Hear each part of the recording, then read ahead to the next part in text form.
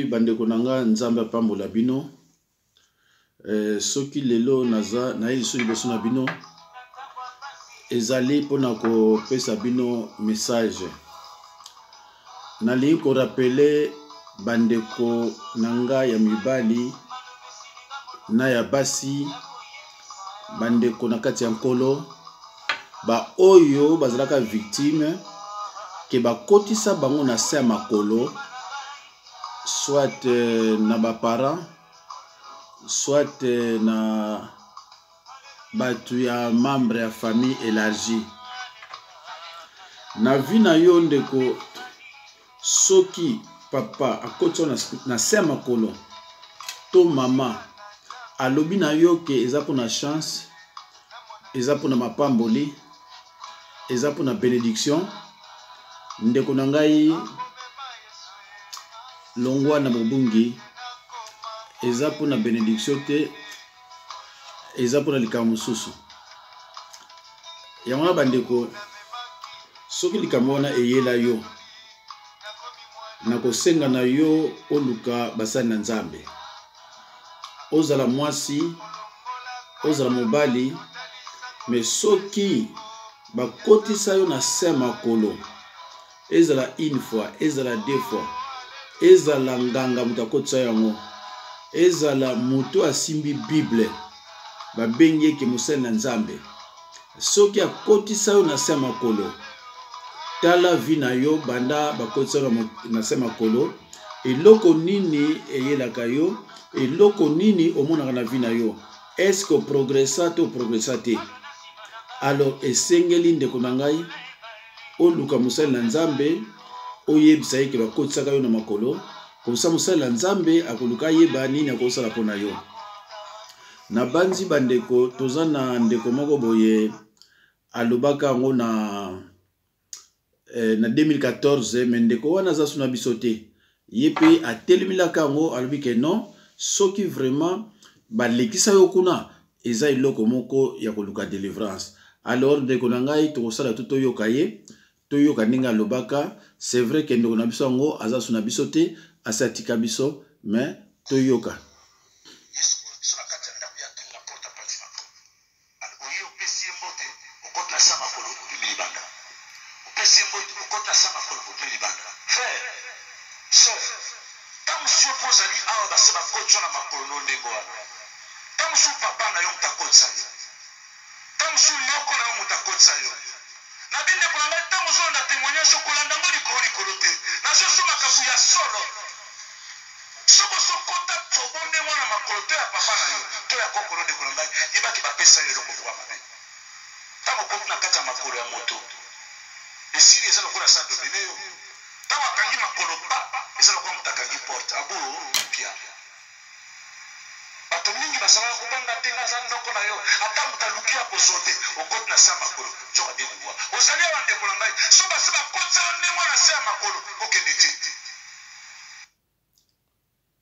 bandeko na banzi boyoki ndeko na biso ndinga lobi na banzi boyoki ngai pende na lobi soki bakotisa na se makolo yo yebaka teke eza eloko moko mabe basala mpona yo ndeko sala nyonso oluka basali na nzambe koyoka yango soni te ozala mwasi ozala mobali luka basali na nzambe bakokotisa yo na makolo eza kobloke makambo na yo ebele ya vie soki nga naza koloba ekomoni mutu moko azoloba na yo le contraire ya onga na lobi koyoka ete yoyoka nga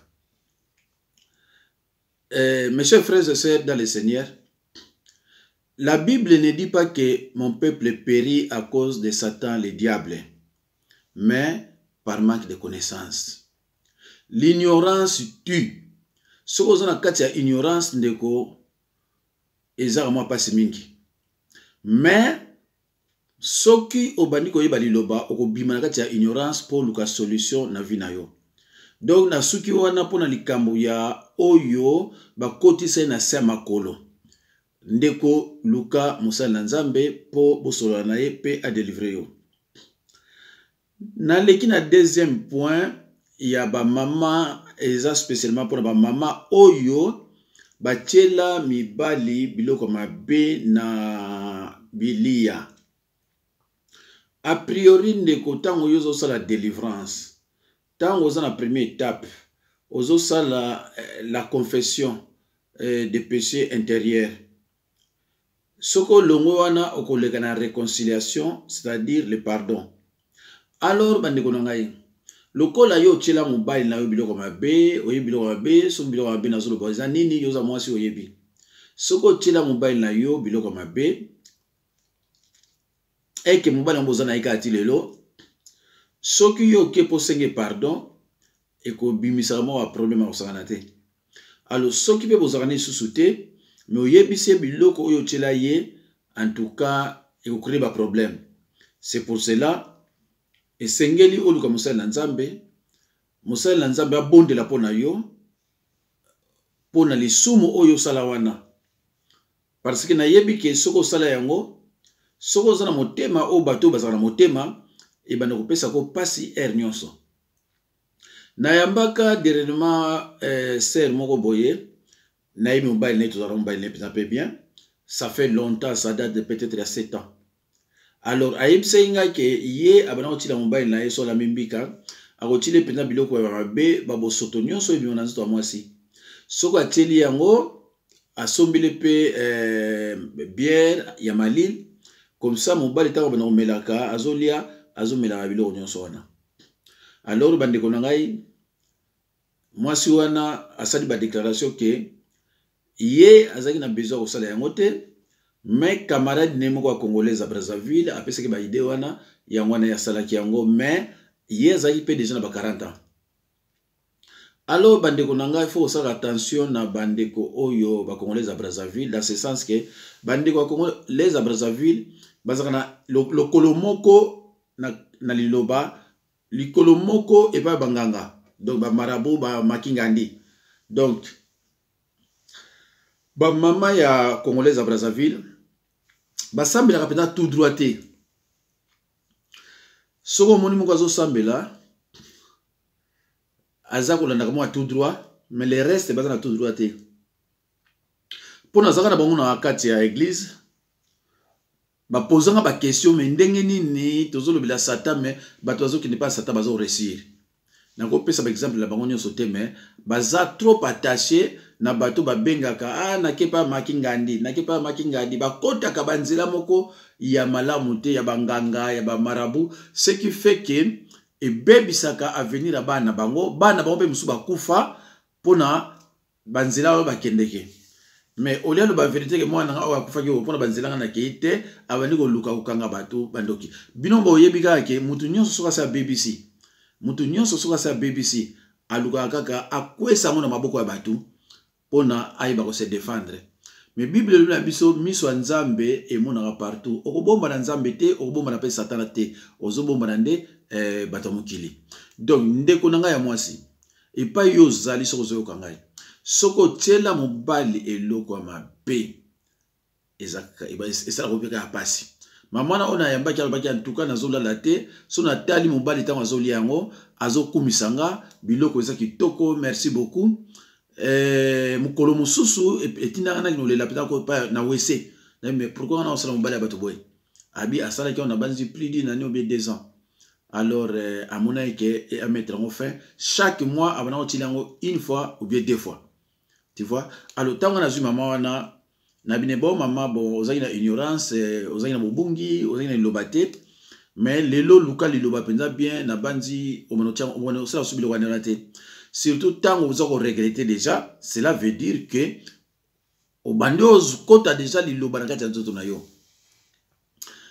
Ce qui total na Biblia na 1 Timothée 1:13, apôtre Paul a bango toujours que j'étais auparavant un blasphémateur, un non violent, je persécutais les églises, mais j'ai obtenu miséricorde parce que j'agissais par ignorance. Donc, maman, lokola yo, biso basala Nzambe, toza pona condamner te, toza pona juger te. Mais nous avons le droit de juger, mais conformément à la parole de Dieu. Mais mutu soko ye na makambo na ye, pona osala confession, pona koluka abika, pona koluka ba like confession na repentance, to juger ka ete, to condamner ka epete, mais to lakisa ka nzela oyo ye akoko zala sauver, quelle que soit la gravité de la faute, quelle que soit la gravité ya péché. pona biso to kondanaka te to bengaka ke azalaki na kati ya bobongi, ça veut dire na kati ya ignorance. Même ayeba ka osala mabe, mais biso zolo bango na cadre spirituel na kobunga ke azalaki na lolobate. Ndenge na lobi ke la Bible ne dit pas que mon peuple périt à cause de Satan le diable. Non, la Bible dit mon peuple périt par manque de connaissance. Donc ignorance. Voilà, bandeko ba yokingai basi oyo ba mesana osala boye na yebi ke basi belé, surtout oyo batanga penzate ba zana makambo vraiment belé pour maman on a yambaka pe awatanga penzate za na niveau scolaire te. Donc mutu atangi te aza penza na ba problème kama mingi. Voilà. Alors na point ya suka na linko lo ba boye likamo na viol. Ezana ba ser mosusu ba yebaka te viol eza nini. Ayo waka viol mais ayebite viol eza nini. Ba msu ba yebi mais ba msu ba yebite. Na yambaka ser moko awa ya mongo abenganga parce que mobali na ye a violaka ye. Mais tango ye komona nga na yo bon to sala papier to funda ye to porter plainte aboyi. Habite nga na ye ga pona kobondela pona nga mais plainte te. Ngai bon mama yebisanga siko ye a violaki yo ndeni e bandaki ndenge nini na hotel ou bien yo kene na ndako na ye. Abi otenga kende kuna na kina olambila ye. Oh. Yo kende olambila ye mais siko yo kuna olambila ye ataki nani? Oh te aza kopena nga. Aza kopena yo Bon siko aza kopena yo a violaki yo. Oh a violanga même lobi ba viola nga lisusu. Oh. Donc a violaki marebele? Ah oui, marebele sona kaya kuna mona violenga, sona kaya kuna mona violenga. Ah, ma sœur, viol les arambala moko. Comment yo siko viol? Ils appellent des 10 fois. Oui, écoute mouké. Ah mais ma sœur. Est-ce que passer que bilamba ote? Apa kata que soutien ote? A bundisa ki ote ote? Yo moko ndimaki? Oui, nga mona ndimaki.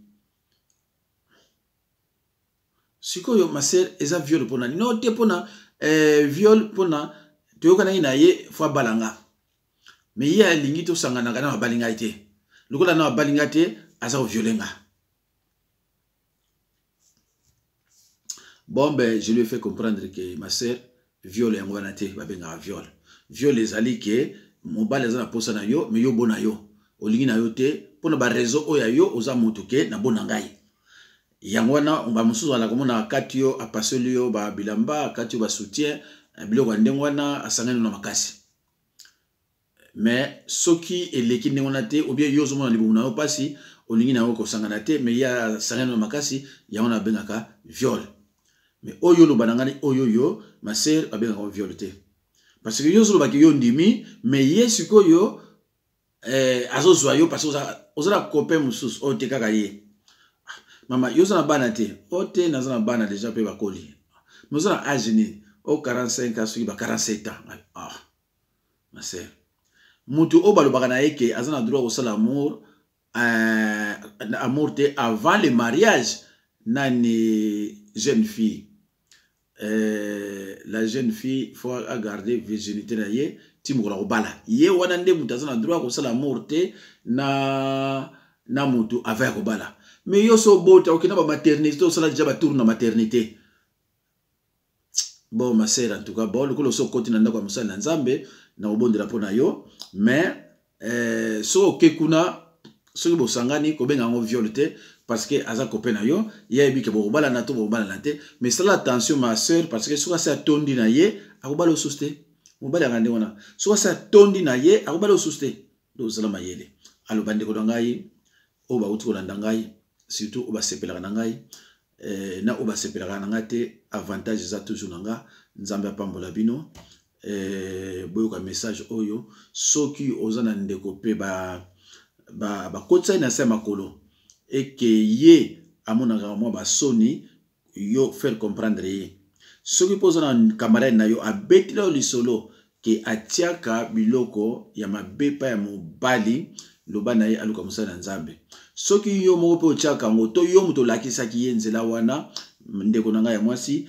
luka musala nzambe abondela pona yo parce que ça va pratique moko ya sorcellerie eza malamu te ozana mobali na yo alingi yo atio confiance ozolambela ye po alia yo ozwi sikoyo biloko oyo ya mabe ebimaka na nzoto ya mwasi otieli yango obaloli mbika osombeli mpe nini bière po ya akompagne yango. Alors ndeko na ngai ya mwasi pratique oyo eza mabe. Alors soki mpo oza na ndeko ayebaka signification ya viol te parce que nayebi susu ser moko boye akendaka na cousin na ye ntango ake bazosakana na salon bazosakana partout bazosangana na salon tipai boye plus de 15 fois. Mais ye mpe sikoyo akendaka koloba pa ya mosala ya nzambe moko ke baviolaki ngai. Mosala ya nzambe na ntango basoli na ye bon amoni quand même ke non moto azaki normal te ou bien azaki na mwa obungi mingi. Mais til ke basangana bazana bango bien mais tango ya bimi akoko parler ke ezaki na viol tango basoli na mosala ya nzambe amoni ke basangana trop mais ye sikoyo abengi yango viol. Donc eza na biloko ebele il faut bo edaka baninga na bino po ba comprenaka viol eza nini. En tout cas bana nzambe natiki bino nzambe pambola bino prochainement na banzi na kotia susu eloko malamu po bo sepela. Merci.